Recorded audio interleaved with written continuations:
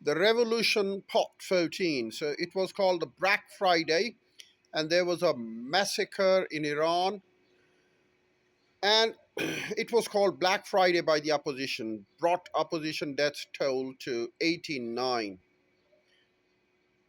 There was fierce reaction to the Black Friday.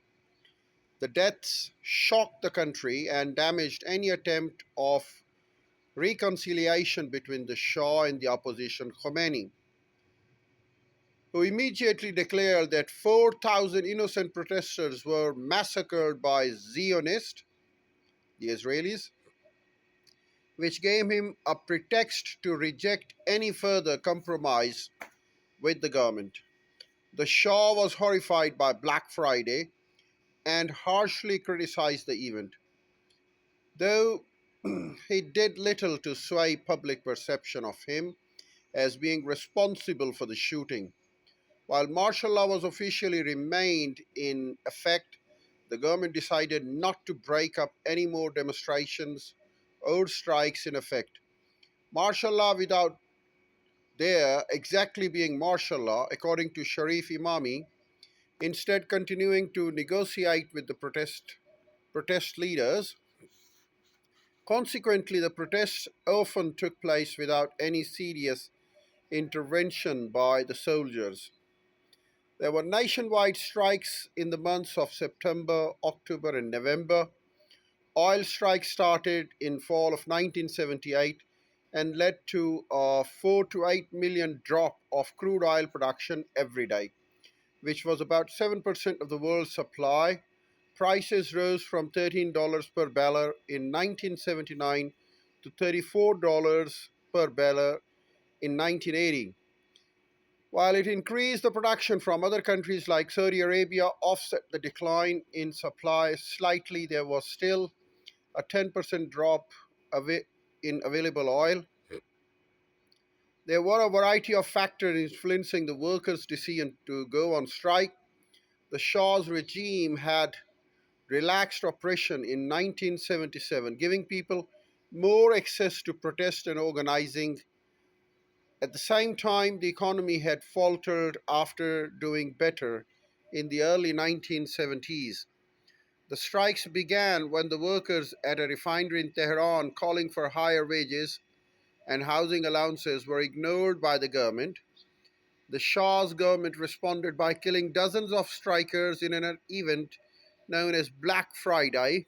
I've just explained it earlier in the previous video. The first wave of the strikes was reported by Sevak to involve 11,000 workers. The oil strikes of 1978 were imperative to the Iranian Revolution's success as they put extreme economic pressure on the Shah's regime. Oil revenues are a significant part of the government's income, and regardless of the motivation behind those who strike, oil strikes will always threaten to destabilize the Iranian regimes.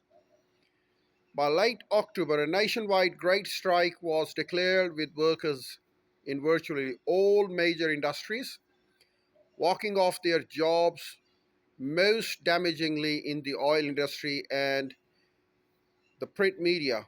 Special strike committees were set up throughout major industries to organize and coordinate the activities. The Shah did not attempt to crack down on strikers, instead, granting them generous wage increases and allowing strikers who lived in government houses to remain in their homes.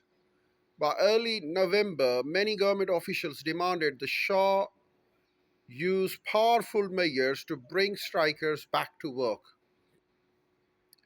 Khomeini moves to France in the month of November.